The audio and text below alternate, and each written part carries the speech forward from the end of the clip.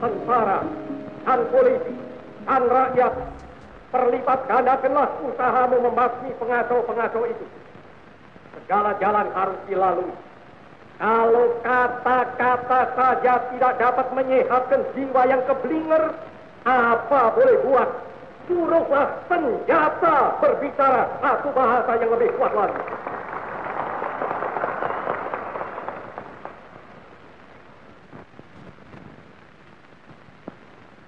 Padahal angkatan perang tidak boleh ikut-ikut politik. Tidak boleh diombang-ambingkan oleh sesuatu politik. Angkatan perang harus berjiwa, ya berjiwa, berapi-api berjiwa, berkobar-kobar berjiwa. Tapi dia tidak boleh ikut-ikut politik.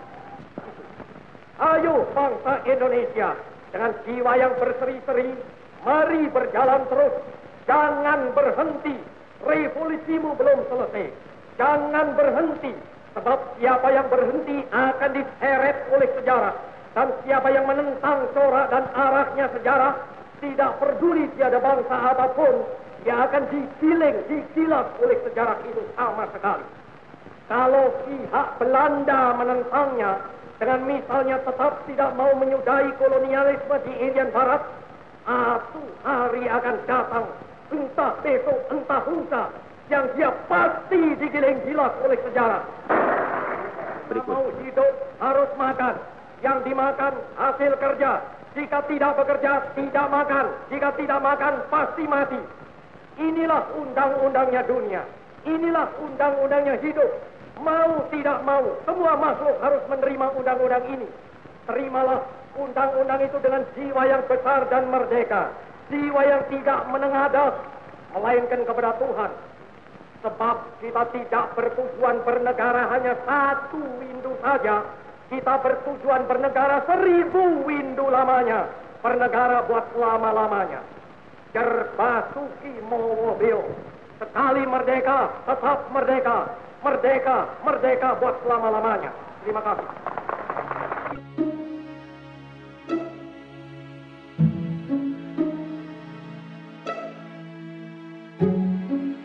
Tahun 1959 adalah tahun penemuan kembali revolusi.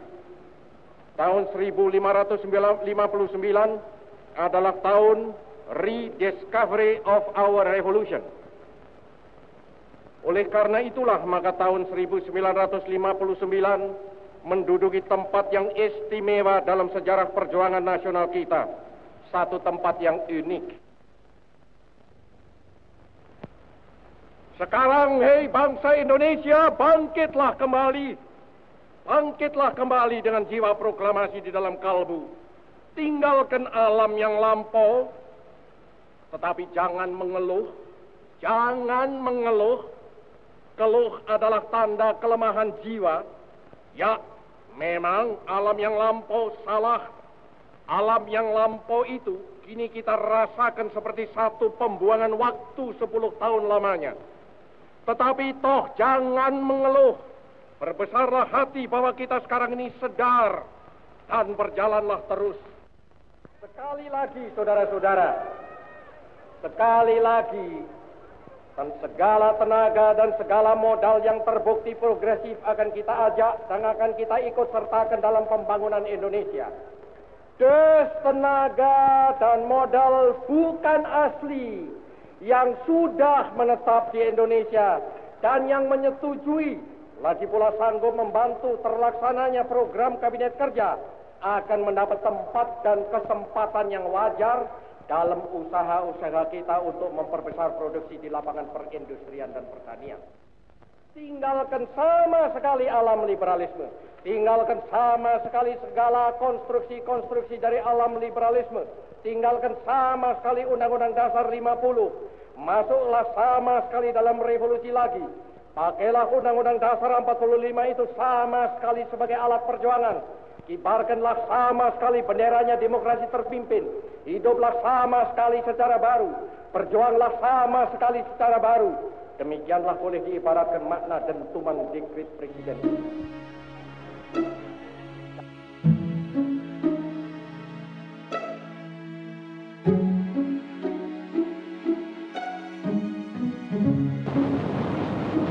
Saya masih belum sehat betul.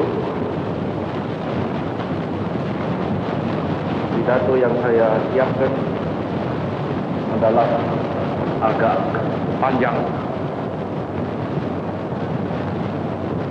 tetapi berhubung dengan belum sehat saya akan bacakan dengan tenang-tenang, alon-alon asal kelakon. Saya minta saudara-saudara sekalian dengarkan dengan seksama. Saudara-saudara sekalian, sebagaimana biasa, maka pada tiap-tiap hari 17 Agustus saya berdiri di hadapan saudara-saudara sekalian. Ini kali di Stadion Utama Gelora Bung Karno. Sedang dahulu selalu di muka Istana Merdeka. Tetapi sekarang ini, seperti sekarang ini, pada hari ini, di Stadion Utama ini, saya berbicara langsung kepada rakyat seluruh Indonesia.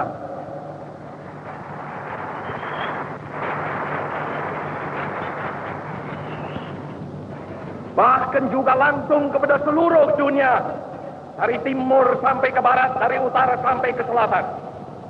Saya sekarang tidak terutama sekali berbicara sebagai presiden mandataris, tidak sebagai presiden perdana menteri, tidak sebagai presiden panglima tertinggi. Saya berbicara di sini sebagai penyambung lidah rakyat Indonesia.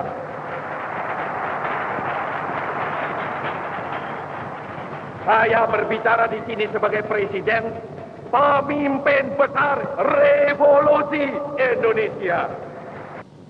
Dari Sabang sampai Merauke, 4 perkataan ini bukanlah sekadar satu rangkaian kata ilmu bumi. Dari Sabang sampai Merauke bukanlah sekadar menggambarkan satu geografis begrip. Dari Sabang sampai Merauke bukanlah sekadar satu geographical entity. Ia adalah merupakan satu kesatuan kebangsaan. Ia adalah satu national entity. Ia adalah pula satu kesatuan kenegaraan. Satu state entity yang bulat kuat.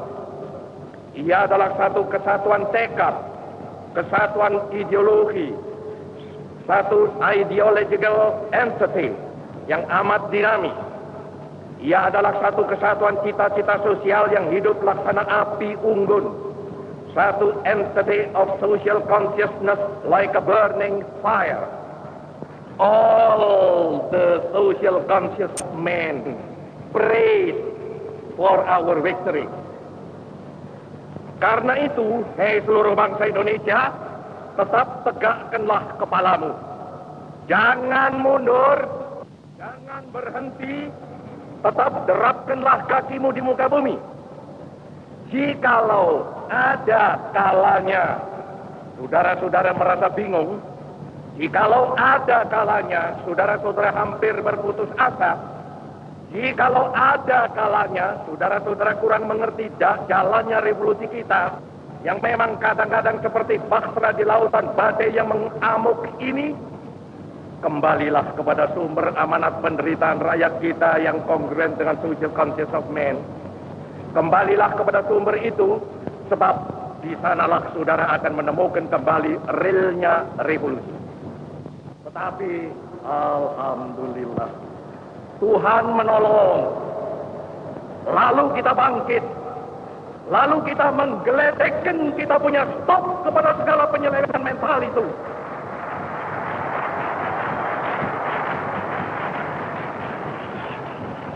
Lalu kita suruh buang jauh-jauh segala alam pikiran liberalisme.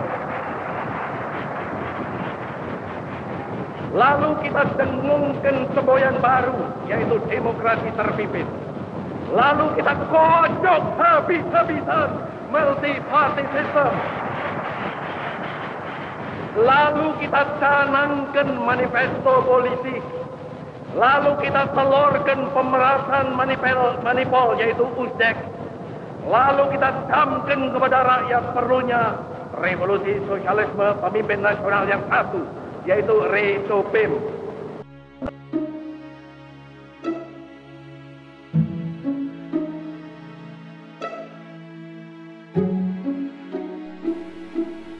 Kita bukan sekadar mengusir pemerintahan Belanda dari Indonesia.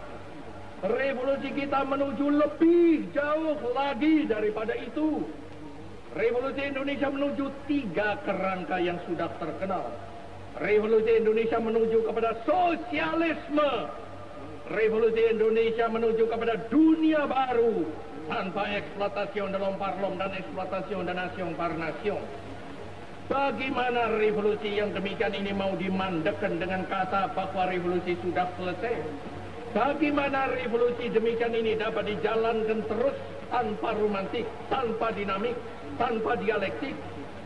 Nah, apa yang saya ceritakan di atas ini adalah pengalaman beberapa tahun yang lalu. Hampir-hampir saja kita keblinger sama sekali. Hampir-hampir saja kita off-grid sama sekali. Hampir-hampir saja kita mati kutu sama sekali. Kalau kita tidak lekas-lekas banting setir ke jalan benar kembali. Dan dengan itu memberi kembali kepada revolusi Indonesia, ia punya romantik, dinamik, dan dialektik. Dengan koreksi banting setir ini, kita kembali beri kepada revolusi Indonesia, ia punya jurusan, ia punya arah, ia punya direction. Dengan itulah maka pada permulaan pidato ini, karena itulah maka pada permulaan pidato ini saya berbicara tentang pengalaman di masa yang lampau dan jurusan untuk masa yang akan datang.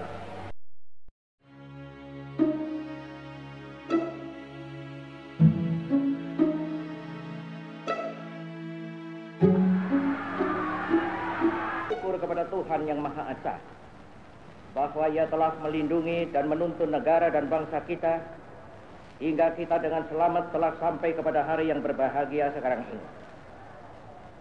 Dan moga-mogalah lindungannya dan tuntunannya itu tetap dikurniakan kepada negara dan bangsa kita dalam memasuki tahun yang ke-22 dari kehidupannya dan selanjutnya. Lindungan dan tuntutan Tuhan itu sangat kita perlukan dan sangat kita mohonkan.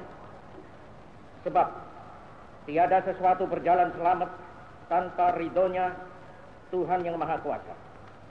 Dan masa depan yang akan kita masuki sudahlah menampakkan gejala-gejala yang menunjukkan akan datangnya masa yang lebih berat.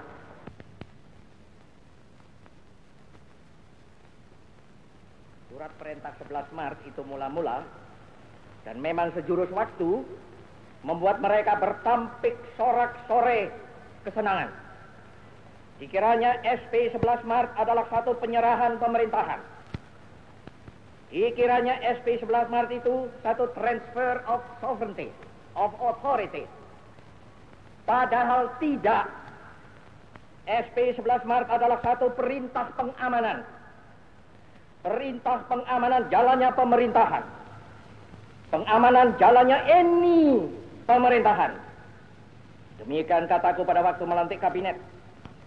Kecuali itu, juga perintah pengamanan keselamatan pribadi presiden. Perintah pengamanan wibawa presiden. perintah pengamanan ajaran Presiden, perintah pengamanan beberapa hal, dan Jenderal Soeharto telah mengerjakan perintah itu dengan baik. Dan saya mengucap terima kasih kepada Jenderal Soeharto akan hal ini.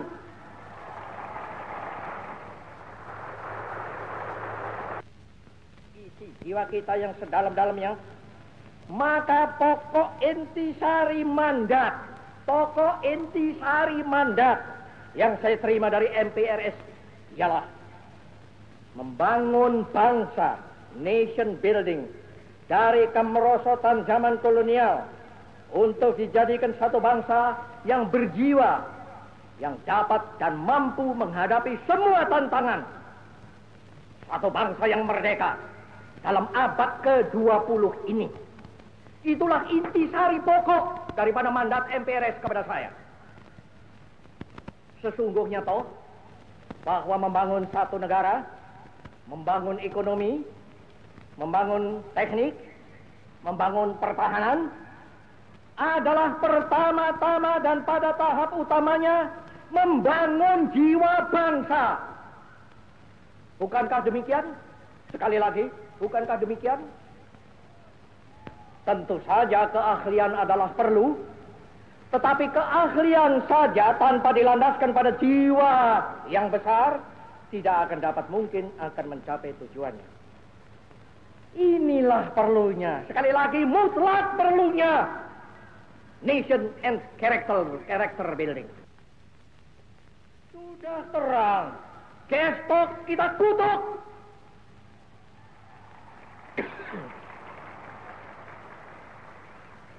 Dan saya mengkutuk pula.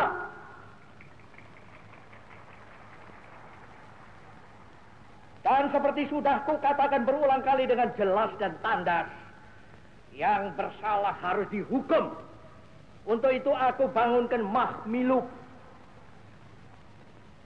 Tetapi kenapa kita sesudah terjadinya gestok itu harus robah haluan? Kenapa kita sesudah terjadinya gestok itu harus melempar jauh beberapa hal yang sudah nyata baik? Tidak. Pancasila, Panca-Azimat, Trisakti harus kita pertahankan terus, malahan harus kita pertumbuhkan terus.